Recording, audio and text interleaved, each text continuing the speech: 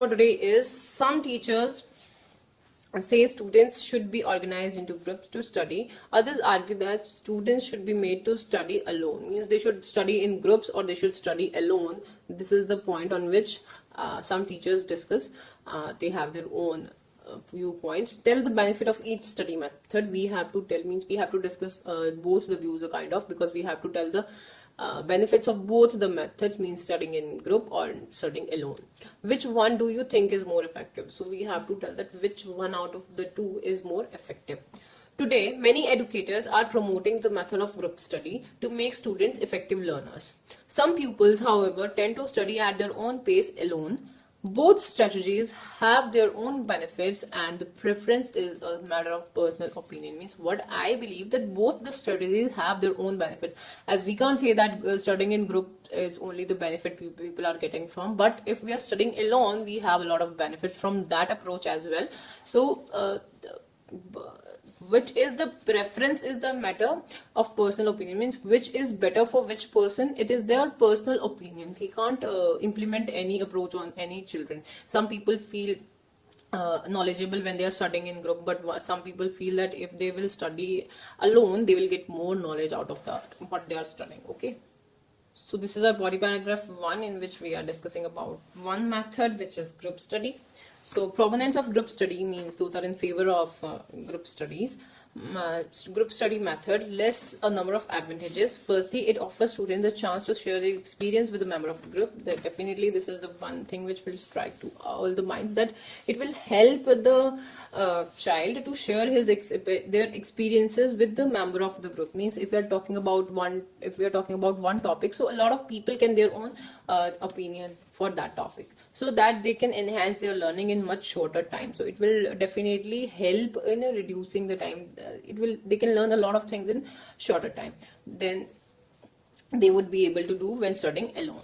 Because if we are studying alone we have to find out each and everything by our own, but if we are studying in a group everyone is talking about that particular thing. That means if 10 students are sitting, then that means we are getting 10 points out of 10 students. But if we are studying alone, then we have to find that 10 points alone. Secondly, they build the negotiating skills as students study in groups, such as contributing significantly, agreeing or disagreeing with others, and asking an individual to offer example of their arguments. Means they can have negotiating skills, means they can agree on that particular thing which we are discussing, or they can disagree on that thing which we are discussing. And apart from that, they can also ask the individual to give example. That means if we are talking about anything, then we should they can also ask the person that you should give us the example to which hold your point, means through which we can come to know about that point quite easily. Finally, as an example of what happens in your life in work scenario, we should incorporate working in groups and suggest that learning in group in class prepares us for this. Means if we have to go for any work after study, that means we have to work also definitely. So what happens in real life, means over there also we have to discuss with our boss, with our colleagues. So these groups prepare us for future life as well, if we are discussing anything in groups.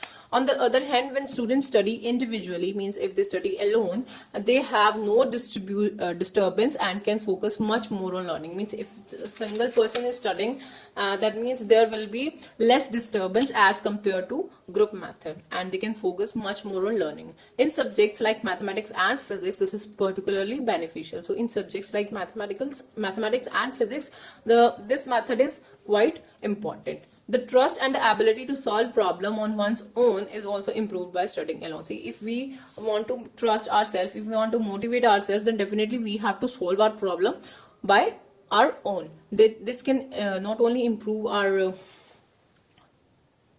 this will not only improve our knowledge, it will also enhance our learning. Okay, it will also motivate us that I am able to solve this problem.